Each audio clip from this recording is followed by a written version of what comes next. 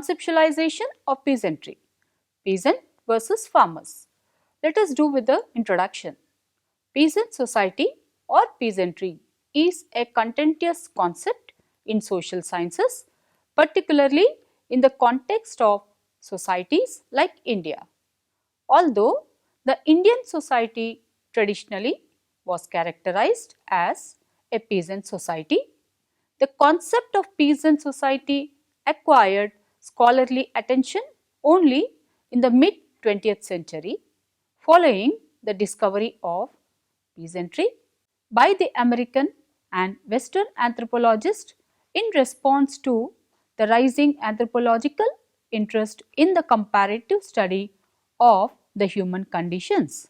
Understanding of the intellectual heritage behind Redfield's conceptualization of peasant society and the discourse that followed it is essential to have better clarity over the terms such as peasant, peasantry and peasant society.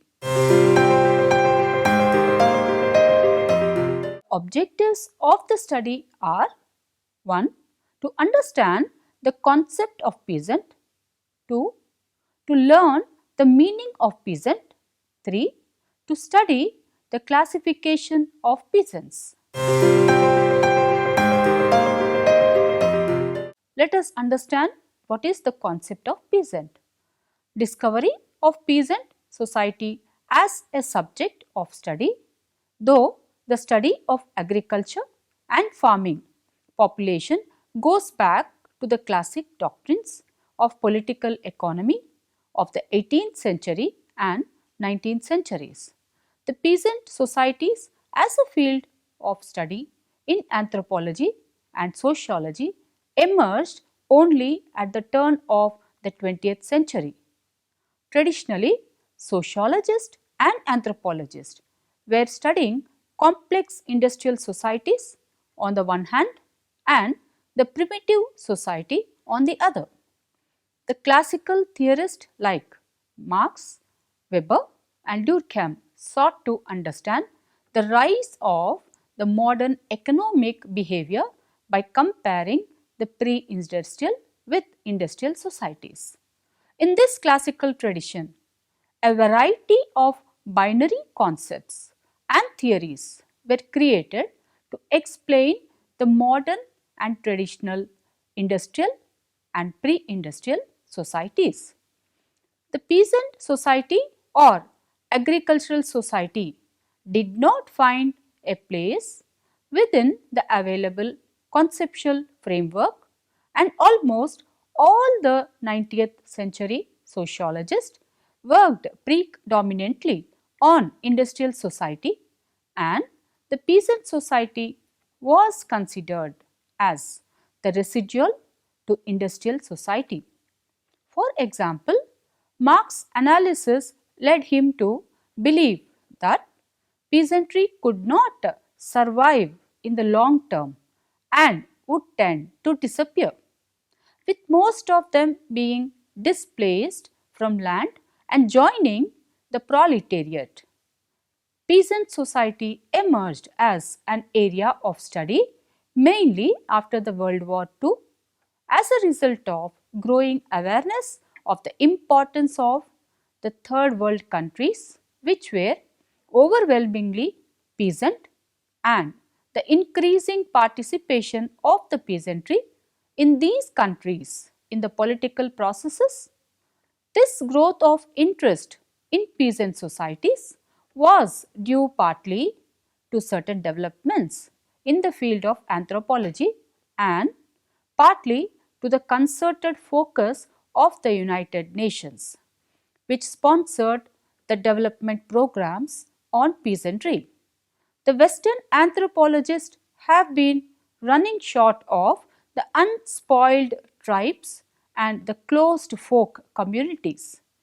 However, in the past, long before the anthropologists, the historians, economists, political theorists and statisticians had carried out studies, but with perspectives specific to their own disciplines.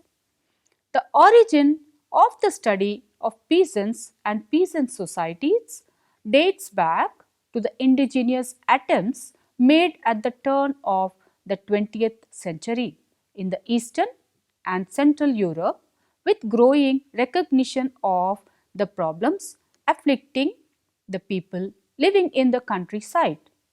This is because of the fact that these nations were then faced with the numerous problems given the presence of a large peasantry, the poorest, most backward, and numerically a large population on its way to modernize. During the first quarter of the 20th century, the European research into peasantry had, however, encountered adverse conditions. The political developments, such as the emergence of the national ideologies of various kinds, the military dictatorship, and the Russian collectivization, etc. This period had not favored the specific studies on peasant communities. Nevertheless, such studies were not altogether absent. Few studies were undertaken.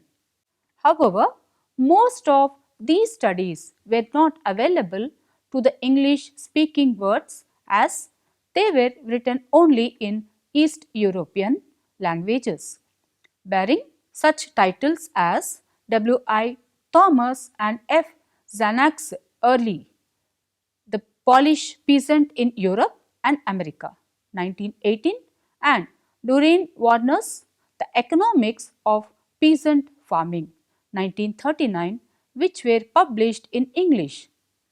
Though these scholarly traditions produced a wealth of theory and data, the extent to which they dealt with peasants, such as the debatable, the point of reference, such as the traditions, was specific to the political studies which made especially by V. I. Lenin and Karl Kautsky attached greater significance to peasantry. Lenin emphasized the problem of middle peasants as a problem in the context of post-revolutionary developments. For example, Chayanov, who challenged the Marxist line of analysis in his peasant farm organization and the theory of peasant cooperatives, published in 1925 and 1927 respectively, wrote on peasantry and advanced a theory of peasant economy. Besides, there were other studies like Doreen Warner's The Economics of Peasant Farming, 1939, Conrad M. Arensberg's The Irish Countryman, 1937, David Mitrani's The Land and Peasant in Romania, 1930, W. I. Thomas and F. Zanak's The Polish Peasant in Europe and America, 1918, and Raymond Fitz-Malay, Fisherman, 1946, A Problematic Peasantry of Particular European Countries. However, the studies that were undertaken at the subsequent period with different theoretical persuasions gave rise to the anthropology of peasantry as a discipline imparting to its scientific vigor and precision. Of the theoretical persuasions that were prevalent then, the theory of cultural relativism opened up possibilities for the identifications of the distinctive features of the peasant societies. The research for the dimensions which would differentiate the primitives from peasants was initiated. A. L. Kroiber's Anthropology, 1948, is usually credited with setting forth the peasantry as a concept for anthropology. Kroiber formulated the existing conceptual categories of society and thereby drew the attention of the social anthropologists to peasantry, who were earlier studying exclusively the small tribes and the closed ones.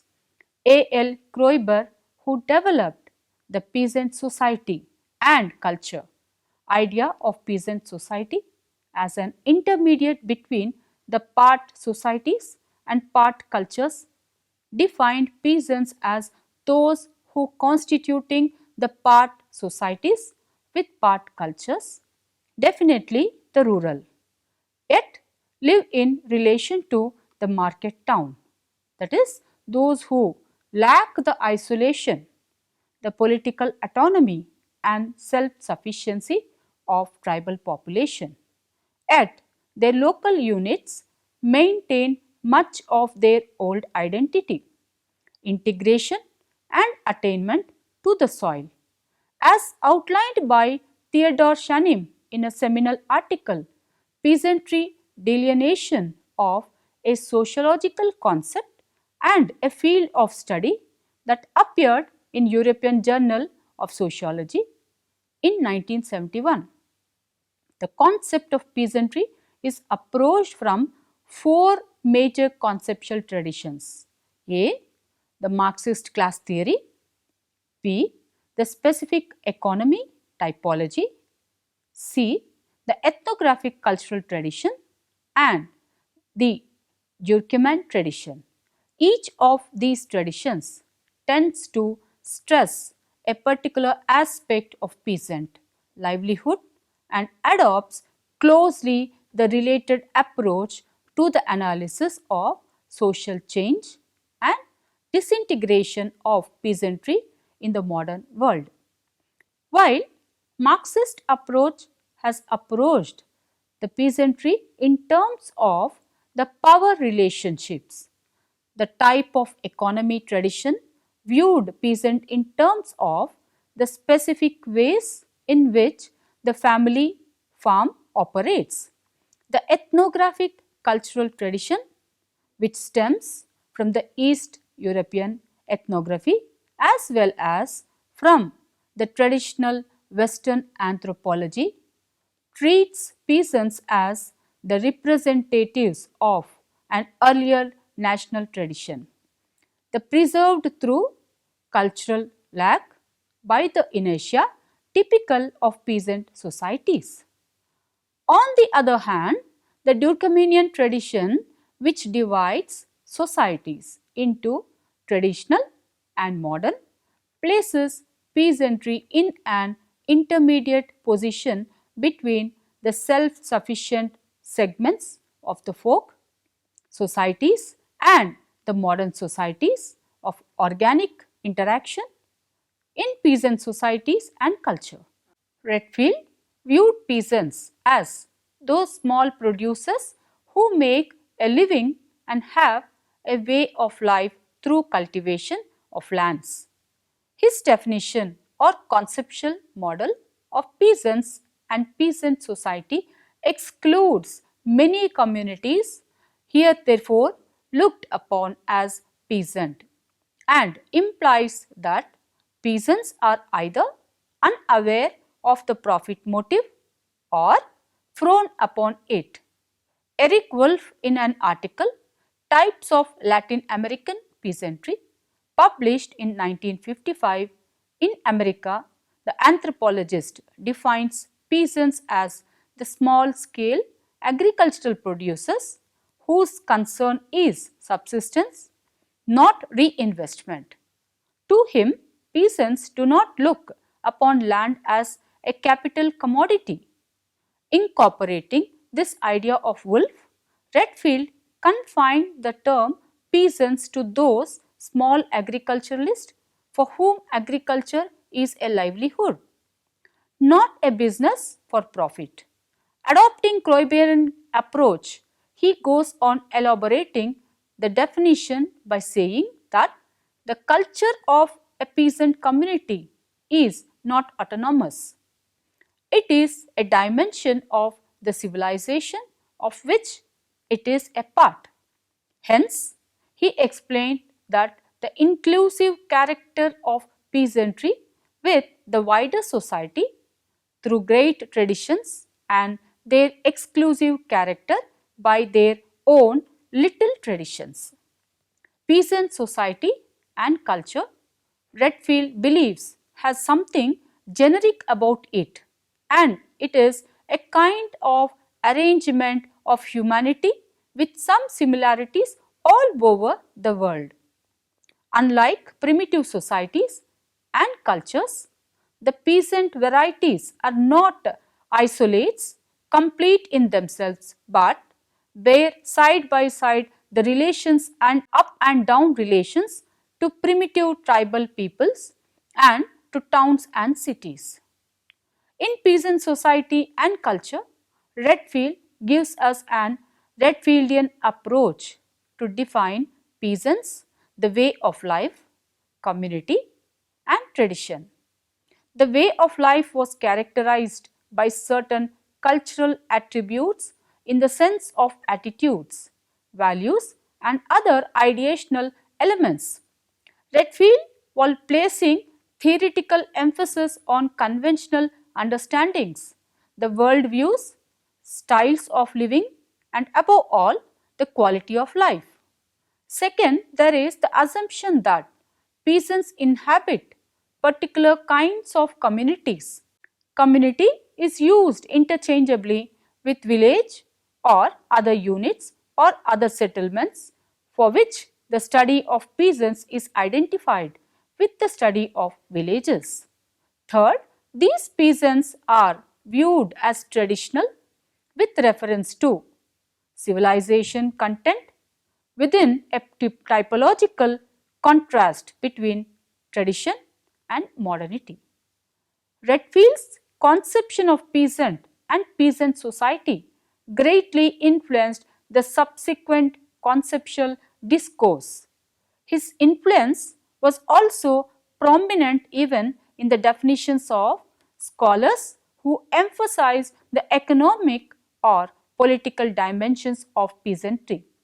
Redfield, Mackay Marriott came up with two complementary concepts explicating the twin processes of the universalization and parochialization.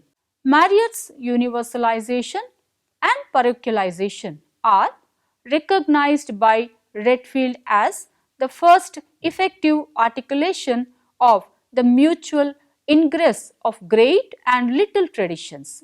Redfield too assumed village as homogeneous community of peasants and believed that those who live in the village are peasants and the village is place where peasants live and treated peasants as an undifferentiated lot separated sharply different from that of class societies. People who depend on agriculture are differentiated in terms of their relationship with the land, such as the owners of the land, absentee landlords, supervisory agriculturists, the owner cultivators, sharecroppers, tenants and the landless labourers. In general and in local language, they are known as the Kisans. The word Kisan is often translated as the peasant. In the academic literature, it is published in English. The term peasant is used by the different authors differently and in various ways by the same author in different studies. The word peasant is used to refer to the agriculturists who are the owners of the small holdings and carry on their agricultural work with the help of the family labor, and it includes those who depend on land for their livelihood such as the supervisory agriculturists and the landless labourers. The term peasantry is used for our convenience to refer to a large number of studies. From the mid-1980s, a few scholars have started using the term farmer instead of peasant as the farmers are more involved as community producers and at the same time the purchasers of inputs. According to Jan Bremen, a peasant is one who tills the land. However, such a definition does not serve the purpose because the term peasant is not as simple as it appears. Though it was true in the past, but nowadays there are gentleman peasants who are absentee landlords, and the peasants are also now involved in sharecropping. Thus, for our convenience, a peasant is one who generates income out of the land owned by him. According to Gou, peasants are people who engage in agriculture or related production with primitive means and who surrender part of their produce to landlords or to agents of the state. From this definition, the position of the peasants is very clear. They who are subservient to the landlords. The types of peasants. According to Doshi and Jain, rural sociologists have given different classifications of peasants. Some rural sociologists have taken the ownership of land for peasant categorization. However, there is no single categorization of the peasantry. The classification varies from situation to situation. On the basis of land ownership, Daniel Thorner has taken land ownership as the basis for classifying the peasants who have the document of land ownership in their name are the Maliks. Those who do not own the land ownership document, that is the patta, but cultivate the land are the Kisans, and the tillers of the land, that is the agricultural laborers, are known as the Mazdoors. On the basis of the size of the land holdings, some state governments have classified the types of peasants on the basis of the size of their land holdings. Accordingly, the classification is A. The rich peasants. Peasants who own more than 15 acres of land. B. The small peasants. Peasants who possess land between the size of 2.5 and 5 acres. C. The marginal farmers. Farmers who own land which is less than 2.5 acres. D. The landless peasants. These peasants earn their livelihood by working as manual laborers in agricultural lands of others as they do not possess any land. They work as the sharecroppers and the subtenants. Now the third classification, class-based classification of peasants. According to the Utsa Patnaik, class differentiation exists within peasantry. The growth of capitalism in rural peasantry has resulted in the exploitation of the peasantry that has taken a class character. According to her, there are two categories of peasants. One, the big landlords, and the second, the agricultural laborers, who also include the sharecroppers. The fourth classification, peasant classification based on the basis of resource ownership. Some sociologists have categorized the peasants on the basis of several other resources such as utilization of loans, tenancy, ownership of assets, credit from bank, and repayment capacity of loans. Now there are 5 types of peasant groups according to K.L. Sharma. 1. The owner cultivator. 2. Largely owner cultivator. 3. Largely tenant cultivator. 4. Tenant cultivator. and the fifth one is totally poor peasant. Accordingly, in addition to the classification of sociologists, there are economists who have classified peasants into 1. The rich peasants. This category includes peasants who possess more than 15 acres of land. 2. The middle class peasants.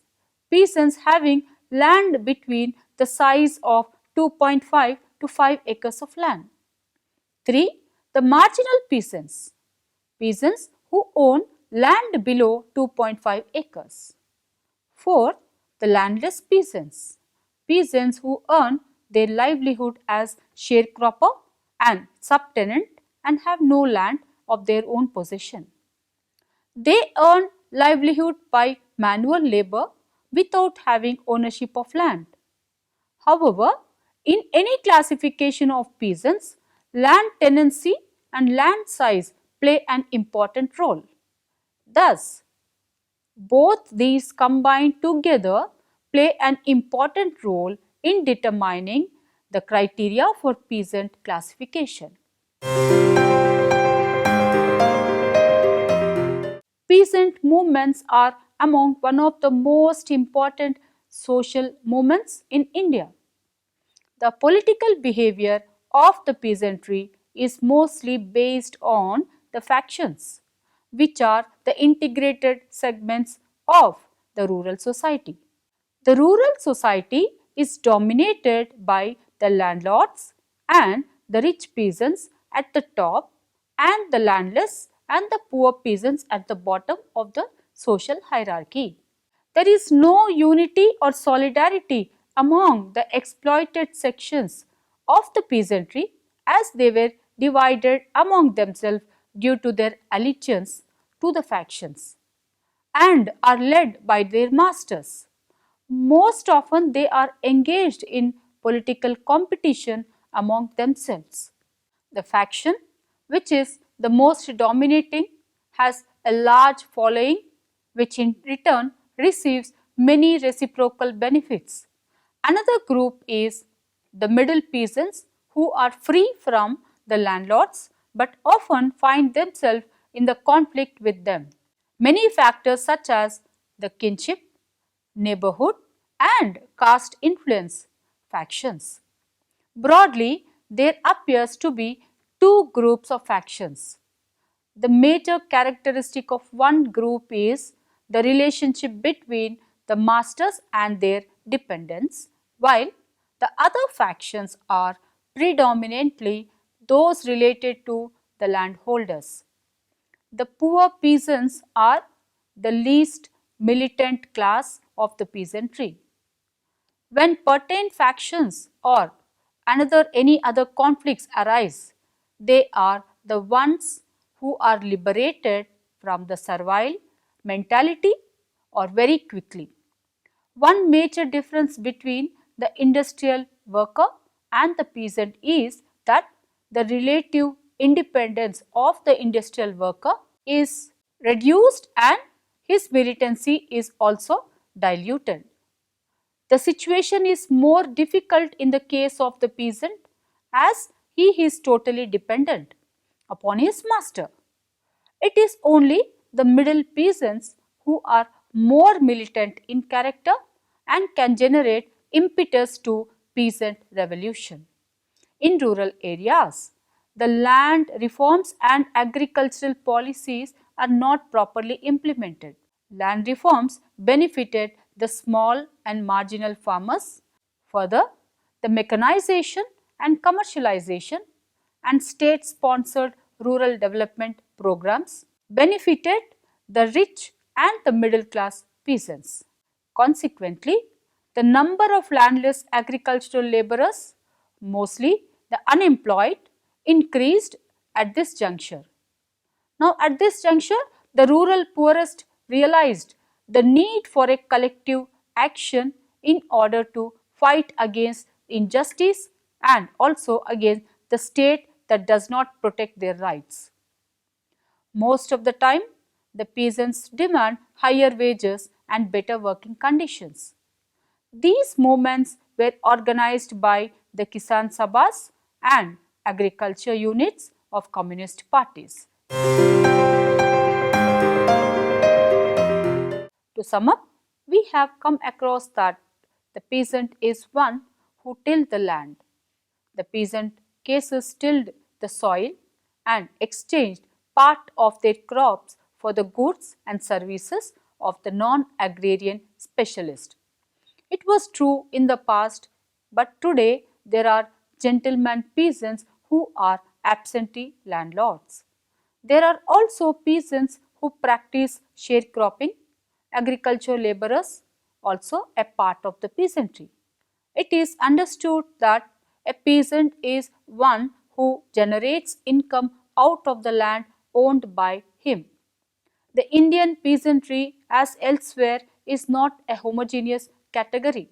There are different types of peasants, and criteria taken for the heterogeneity of peasantry are also varied. Thus, the peasant categorization varies from one empirical situation to another.